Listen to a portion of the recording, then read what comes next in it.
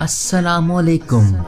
अगर आप शायर हैं या अफसाना निगार, राब्ता कीजिए आवाज़ स्टूडियोज़ की आवाज़ टीम से। हम बनेंगे आपकी आवाज़।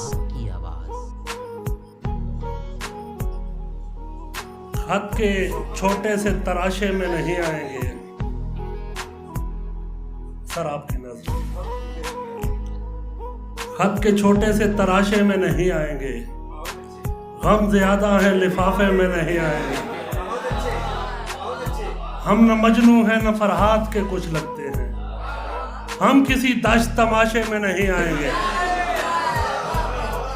मुख्तसर वक्त में ये बात नहीं हो सकती, मुख्तसर वक्त में ये बात नहीं हो सकती।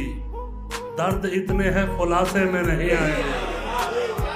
उसकी कुछ खैर खबर हो तो बताओ यारो, हम किसी और दिलासे में नहीं आएंगे।